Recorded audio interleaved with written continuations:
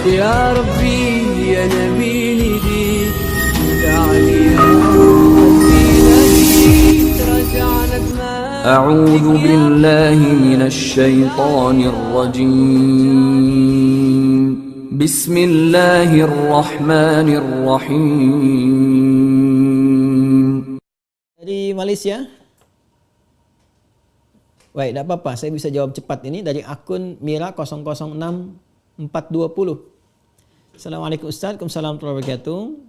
Saya ingin bertanya, jika seorang itu sudah senantiasa solat di awal waktu, tidak tinggal solat sunnah rawatib 12 rakaat, tidak pernah tinggal duha dan solat witir sebelum tidur. Masya Allah, semoga istiqamah.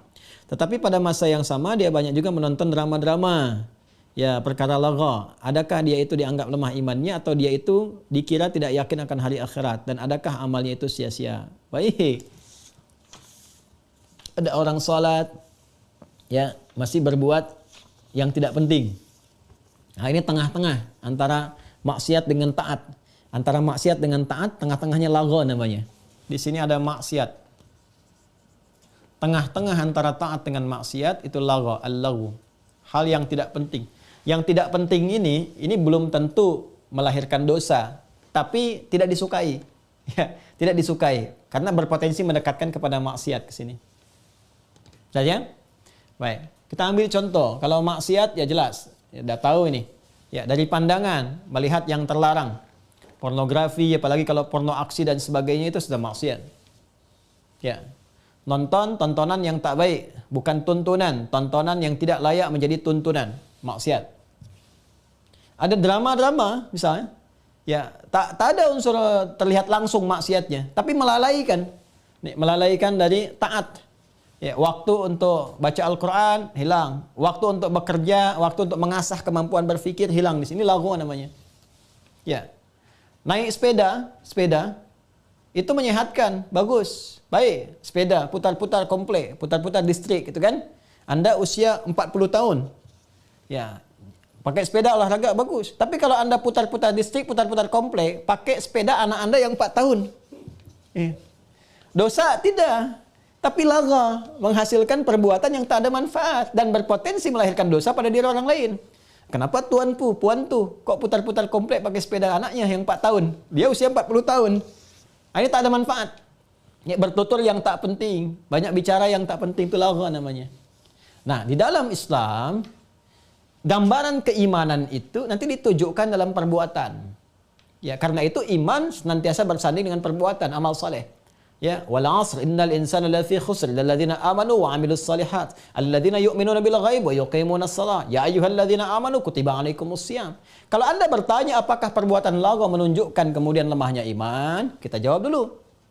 Iman itu tingkatannya dibagi 3. Iman dasar, amanah. Ini yang standar iman. Berproses dari dasar, ingin naik levelnya, naik level. Proses untuk penguatan, maka pakai mudhari', yu'minun, yu'minu, jamaknya yu'minun. Dia punya makna ketersambungan, kontinuitas dan konsistensi akan iman. Ya, ada kontinuitas keberlangsungan dan konsisten untuk berlatih itu. Di bahasa Inggris itu mungkin 3 padanannya, present, continuous, and future. Ya, jadi dia mempertahankan kualitas ini, melatih terus sampai bertahan terus. Sampai ada jadi identitas, jadi kebiasaan. Kalau sudah menjadi identitas, jadi kebiasaan yang melekat, berubah dari amana yu'minu kepada mu'min namanya, al-mu'min. Jamaknya mu'minun. Ini jamaknya amanu, yang ini jamaknya yu'minun, yang ini jamaknya mu'minun. Paham ya? Kalau masih di tahap amanah, ini masih standar. Ya, iman standar. Iman standar itu apa? Dia beriman dan imannya dibuktikan dengan mengerjakan amalan-amalan yang pokok saja. Pokoknya. Karena standar ya dasar. Maka pun kalau dia beriman pun yang standar aja pokok. Kalau sholat yang wajib saja, ya 5 waktu. Subuh, zuhur, asar, maghrib, isya. Ini 5 waktu. Karena standar imannya. Dia belum tergerak menunaikan sholat sunnah, kan? Dan seterusnya. Karena yang dikerjakan yang pokok dan hasil dari ibadah itu feedbacknya bermanfaat untuk kehidupan kita. Salat manfaatnya apa? Mencegah perbuatan keji dan mungkar. Inna salata tanha 'anil fakhsya wal munkar. Quran surah 29 ayat ke-45, ya kan? Tapi karena yang dikerjakan baru pokok, baru standar, maka yang tercegah pun yang pokok-pokok. Kadang-kadang masih berbuat maksiat juga. Ya, kenapa? Karena yang dikerjakan amalannya ini baru standar ini. Sedangkan kalau godaan-godaan datang misalnya, ya kan? Ya, sedangkan ini belum kuat. Standar itu kan di sepeda itu ada standarnya. Kalau standarnya tidak kuat, jatuh juga sepedanya. Ini baru pakai yang pokok saja.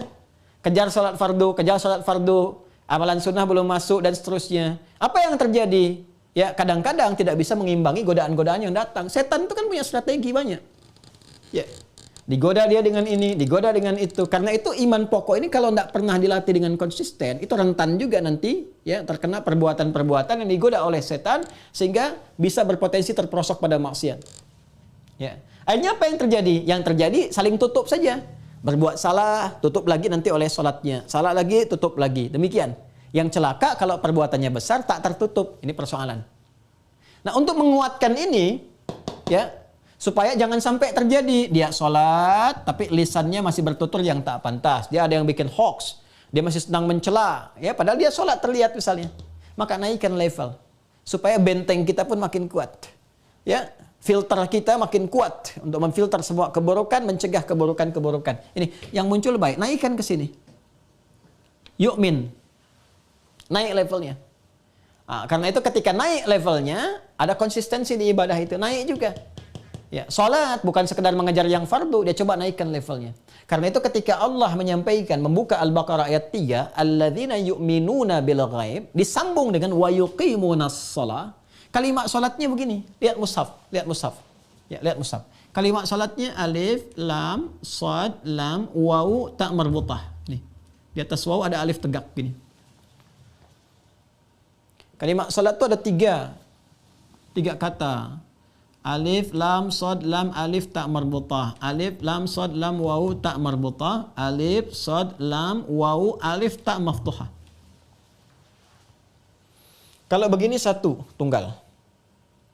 Ya, salat begini, satu. Kalau begini, salawat, ini yang dimaksud kalau ada di Quran 5 yang pokok. Ya, 24, 4, 3, 4. Subuh 2 rakaat, zuhur 4 rakaat, asar 4 rakaat, maghrib 3 rakaat, isya 4 rakaat. Ini salawat dibacanya. Quran surah kedua Al-Baqarah ayat 238, 238. Hafidhu 'alas salawat. Jagalah oleh kalian, saling jaga waktu-waktu salat. Maksudnya yang fardu. Tapi kalau begini,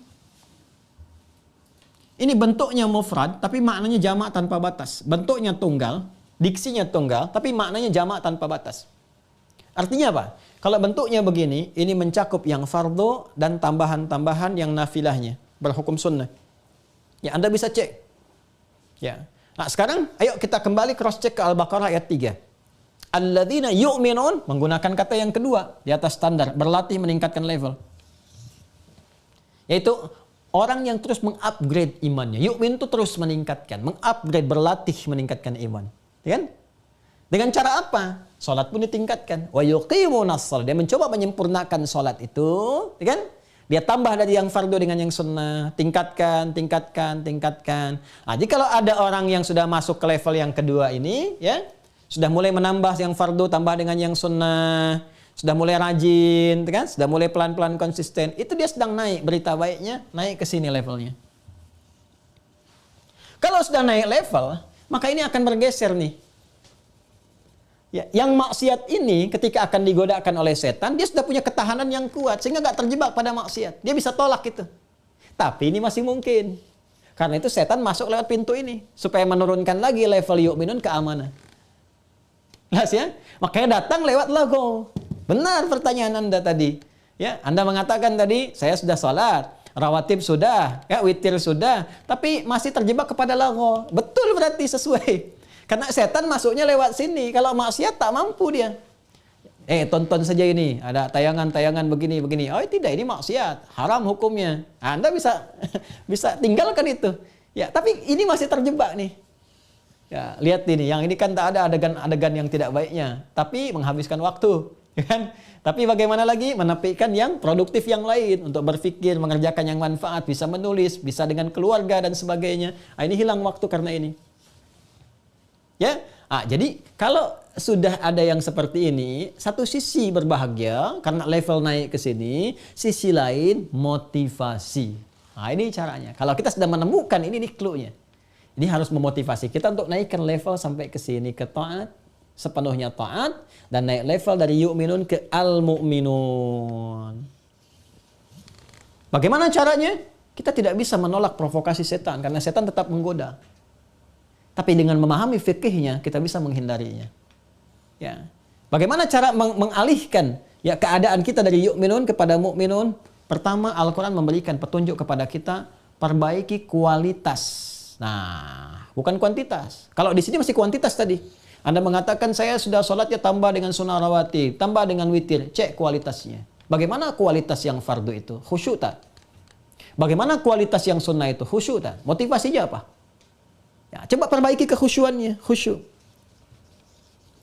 Kalau sudah mendapatkan kekhusyuan, kenikmatan dalam sholatnya, bisa menikmati sholat, nyaman menunaikan, ada getaran pada jiwa, itu secara otomatis akan menaikkan level kepada taat yang mencegah perbuatan lagha. Karena itulah ketika Allah membuka surah Al-Mu'minun, surah ke-23, ayat 1, 2, dan 3-nya, itu mengaitkan ini semua. Qad aflahal mu'minun. Ayat 1, Quran surah ke-23. Qad aflahal mu'minun. Ayat 1. Aku jamin, kata Allah, akan bahagia, sukses. Aflah itu kalau di bahasa Inggris dia dua terjemahannya. Success and happiness. Ya, aku jamin orang-orang yang beriman itu, tapi imannya menggunakan mukminun, sudah identitas. Kalau identitas itu sudah melekat pada diri, jadi kebiasaan. Ya, sudah melekat. Ya, dia itu seorang yang jujur. Jujur sudah melekat pada dirinya. Si jujur lewat, jujur sudah melekat pada dirinya. Sehingga semua yang terkait dengan ketidakjujuran, kedustaan, dia bisa tepikan. Memantul langsung, tak sampai pada dirinya. Itu identitas. Ya, aku jamin, kata Allah, kebahagiaan, kesuksesan bagi insan beriman yang sudah melekat iman dalam dirinya. Bagaimana cara melatihnya? Alladzina hum, ayat 2. Alladzina, mereka itu, pakai alladzina, lihat. Alladzina. Alladzina itu disebutkan di Al-Quran sebanyak 1080 kali. Alladzina ini di ilmu nahwu itu disebut dengan isim mausul, konjungsi, menyambungkan sesuatu tapi menunjuk pada objek tanpa batas. Jadi menyambungkan sesuatu. Apa yang disambungkan? Ini ada orang beriman sejati yang berpotensi bahagia dan sukses. Pasti orang ingin. Tidak ada orang tak ingin sukses, tak ingin bahagia. Pengen sukses, pengen bahagia. Bagaimana? Disambungkan oleh Allah. Begini caranya. Tapi indahnya dibuka dengan alladzina. Karena tanpa batas, maka kata ini membuka semua kalangan tanpa kecuali. Jadi Allah membuka peluang siapapun yang ingin sukses, silahkan. Ingin bahagia, silahkan. Lelaki, perempuan, tuan, puan, tua, muda, besar, kecil. Ya, status sosial dunianya apapun itu. Semua dibuka dengan peluang yang serupa. Peluang yang sama. Kata Allah, silahkan. Hum, kalau ingin memulai mereka itu fi salatihim mesti memperbaiki kualitas. Kualitas bukan kuantitas. Kuantitas masih jumlah. Kualitas terkait dengan bagaimana keadaan itu ditunaikan. Ya, bagaimana kebaikannya. Baik, alladzina hum fi salatihim khashi'un. Dia mencoba menjadikan salatnya khusyuk. Ini kualitasnya. Jadi bukan perkara berapa banyak ditunaikan. Sekarang yang ditunaikan itu sudah khusyuk belum? Ternikmati belum? Ada kepasrahan tidak? Ada ketenangan belum? Tidak. Karena khusyuk itu bermakna sukun, tenang. Bermakna khudu, ya, pasrah. Ya, ada ketundukan, kepatuhan. Kalau itu sudah ada, maka apa yang pertama kali tampil? Ya, lihat ayat 3-nya. Ya, walladzina hum 'anil lagwi mu'ridun. Kalau ini sudah dapat, maka lagwa itu bisa ditinggalkan. Lagwa bisa disingkirkan, bisa ditepikan. Kalau sudah lagwa hilang, udah enak nih, taat muncul. Ya, makanya berpikirnya apa? Semua perangkat hidupnya itu bagaimana digunakan untuk beribadah kepada Allah. Begitu ada harta, terfikir pertama kali itu berzakat. Bahkan dia pun kalau sudah mau bekerja pun pikirannya untuk beramal. Dia orang khusyuk itu pancaran dalam kehidupannya. Dia mau bekerja nih, saya mau kerja. Orientasinya bukan dunia lagi. Ya, dunia itu bagus, penting untuk mensupport ibadah. Tapi orientasinya sudah, berpikirnya sudah berbeda berpikirnya. Maaf saya campurkan sedikit ya. Jadi kalau dia ada orang biasa belum masuk khusyuk, dia kerja tuh dapat kendaraan, sandang, pangan, papan, fasilitas, rumah nyaman, makanan enak. Ya, enggak apa-apa, enggak salah itu tidak salah. Dia sholat juga bagus, tapi orang khusyuk berpikir sudah lain.